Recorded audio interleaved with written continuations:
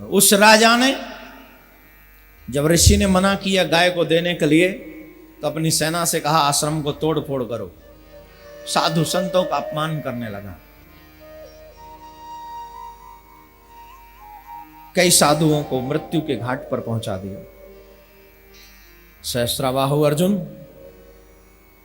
चला गया, गाय को जबरदस्ती छीन ले गया।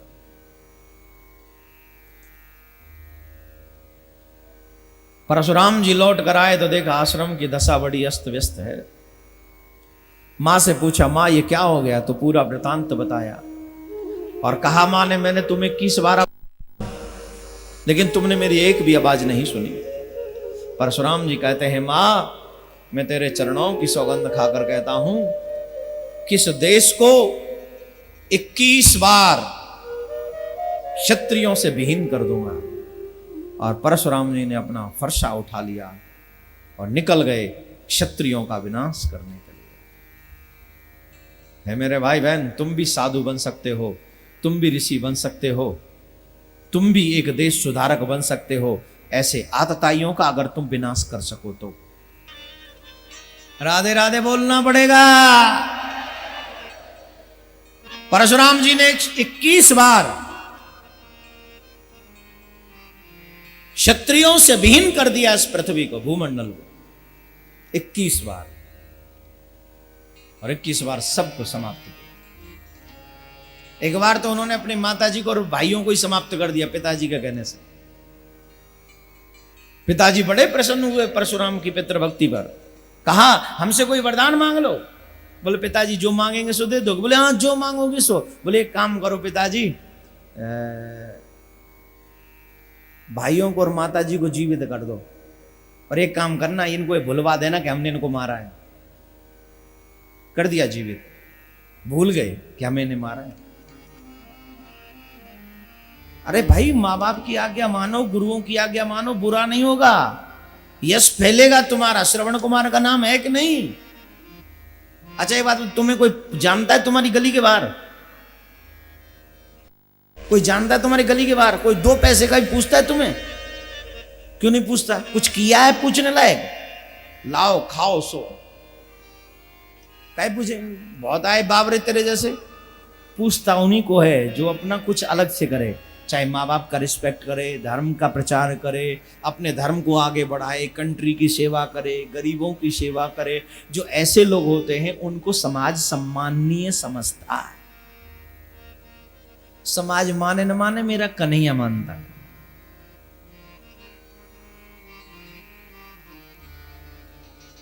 तो मेरे भाई बहन, परशुराम जी आज भी पूजनीय हैं।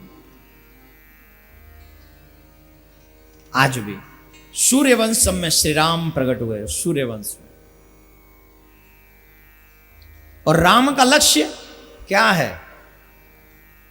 राम का लक्ष्य सिर्फ सोए हुए मानवों को जगाना है। जो मानवता मर रही है उसे जिंदा करना है। जो इंसानियत सो गई है उसे जागरूक करना है। अपने दिल पर हाथ रख के एक बार अपने आप से पूछो, क्या तुम आज तक इंसान बन पाए हो? सच्ची बोलो, बन पाए हो आज तक इंसान? तुम कहो कि मैं पढ़ा बहुत हूं, तो पढ़ने की बात तो यह है कि हमारे यहां कागभूषुंड भी रामायण का पाठ करते हैं। तुमसे ज्यादा श्रेष्ठ हैं वो कौवे की योनि में, फिर भी श्रेष्ठ। तुम अगर कहो कि मैंने कमाया बहुत है, तो आई एम सॉरी टू से गधे भी बहुत कमाते हैं। तुम कहो कि हम खाते बहुत अच्छा हैं, तो जितना तुझे शाही पनीर खाने में आनंद आता है उतना ही शुगर को मल खाने में आनंद आता है। ये भी कोई बड़ा काम नहीं है। तुम कहे कि मेरी संतान हो गई, 2-4 हो सकते हैं तेरे। शुगर को जाके देख, उसके कई होते हैं। पशुओं को जाके देख, बकरी के देख कितने होते हैं। हमसे ज्यादा तो वो अच्छे हैं। फिर तुम श्रेष्ठ तभी हो जब किसी के आंसू पहुंचने के लायक बन जाओ। तुम श्रेष्ठ तभी हो जब तुम अपने कन्हैया के धर्म के झंडे को आगे लेकर बढ़ो। तुम श्रेष्ठ तभी हो जब अपने देश का झंडा हाथ में लेकर आगे बढ़ो और अपने देश का विकास करो। श्रवण कुमार की तरह अपने माँ बाप की सेवा करो, प्रहलाद की तरह अपने भगवान की सेवा पूजा करो, और सुभाष चंद्र बोस की तरह अपने कंट्री की सेवा करो, चंद्रशेखर आजाद की तरह अपने कंट्री के प्रति श्रद्धा और विश्वास रखो। अब महात्मा गांधी जी के बारे में ज्यादा नहीं कहेंगे हम, उनका चरित्र थोड़ा सा, लोग कोई कुछ कहते हैं कोई कुछ कहते हैं, मैं कुछ नहीं कहता हूं। मैं तो कहूंगा कि बापू की कुछ अच्छी बातें हैं, उनको आप जरूर जीवन में सुने। आंखों से बुरा मत देखो, कानों से बुरा मत सुनो, और वाणी से बुरा मत बोलो। बाकी के बापू का पूरा चरित्र मैंने पढ़ा नहीं है, इसलिए मैं ज्यादा उनके विषय में नहीं बोलूंगा।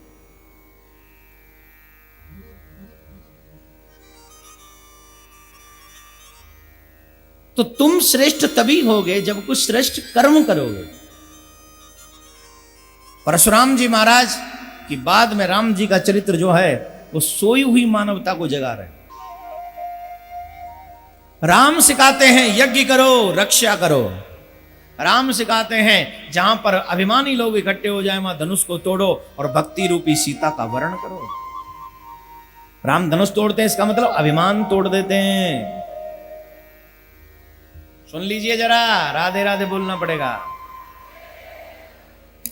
हम में अभिमान है तो इस अभिमान रूपी धनुष को तोड़ो, तभी भक्ति तुम्हारा वर्ण करेगी। और जब तक अभिमान रूपी धनुष नहीं टूटेगा तब तक भक्ति रूपी सीता तुम्हारा वर्ण नहीं करेगी। और जब धर्म और अधर्म की लड़ाई हो तो धर्म के साथ खड़े हो जाओ। तो रावण जैसा अधर्मी चाहे कितना भी बलवान हो, राम वानरों की सेना लेकर अधर्म को परास्त कर देंगे और तुम्हारे इस धर्म की विजय हो जाएगी और तुम्हारी विजय हो जाएगी। राधे राधे बोलना पड़ेगा, जोर से बोलना पड़ेगा। अब विराज जाए, कथा श्रवण करिए, समय कम रह गया।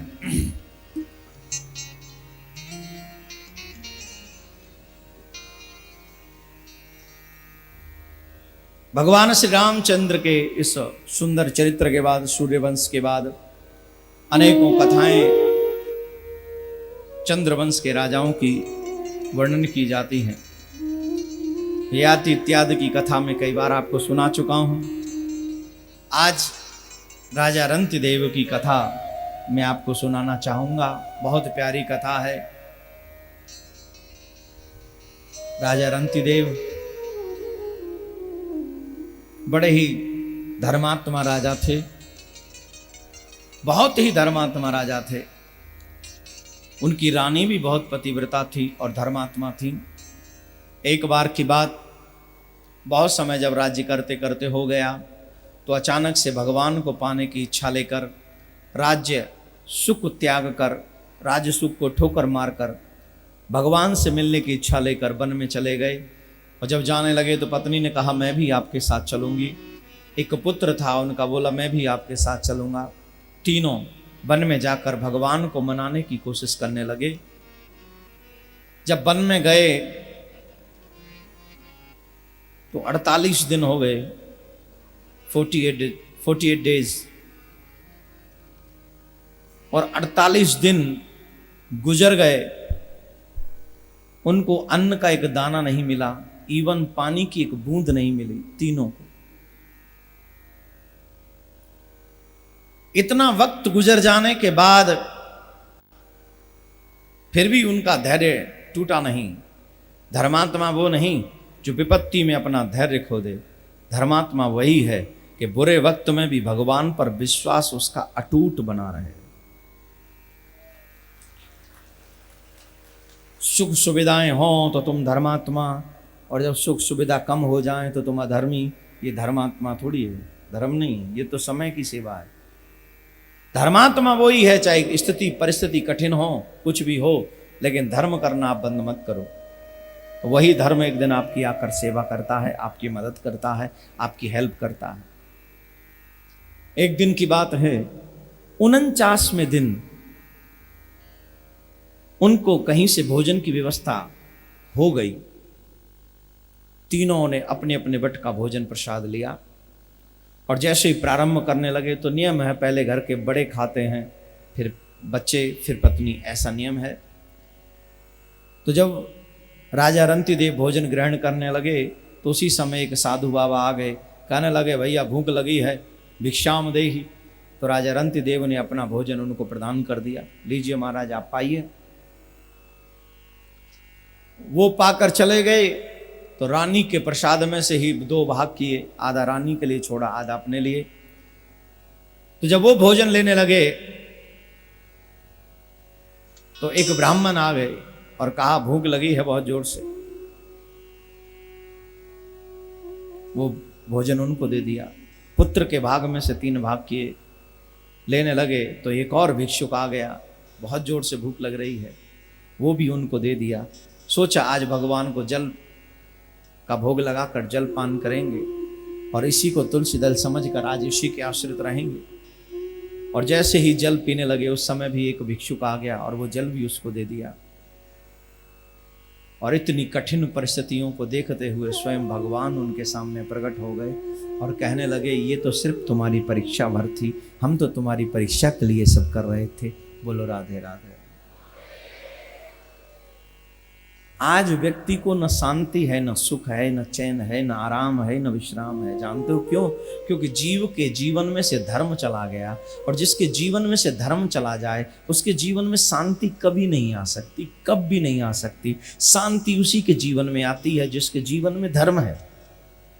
आप पैसा तो इकट्ठा कर सकते हो लेकिन पवित्र नहीं रहोगे। आप सुख सुविधाएं तो इकट्ठी कर सकते हो लेकिन साधन आपके घर से जाते रहेंगे, साधना गायब हो जाएगी, सुख शांति अदृश्य हो जाएगी। भौतिक सुख आपको सुख नहीं दे सकते, शांति नहीं दे सकते, ये तो दिखावा भर है, छल भर है। जैसे बादल में बिजली चमकती है और जब बिजली चमकती है तो आप उसको पकड़ सकते हैं क्या? वो है भी और नहीं भी, विद इन सेकेंड वो नहीं है। वैसे ही संसार की जो सुख है ना, ये ऐसी माया है, दिखती तो है पर है नहीं, दिखते हैं बस है नहीं। जो धर्म करे वही सजीव है, वही सुंदर जीव है और वही भगवान का कृपा पात्र है। इसलिए अपने आप को भगवान से जोड़े रखो, धर्म से जोड़े रखो। और एक बात और बताता चलूं, संसार में आए हो दुख मिलेंगे। ये मत सोचना कि तुम संसार में आए हो तो सुखी हो जाओगे ना। जो संसार में आया वो दुखी ही रहेगा। सुखी कौन रहेगा? बोले सुखी वो रहेगा जो संसार बनाने वाले की शरणागति हो जाता है, उनके चरण पकड़ लेता है, वो सुखी हो जाता है।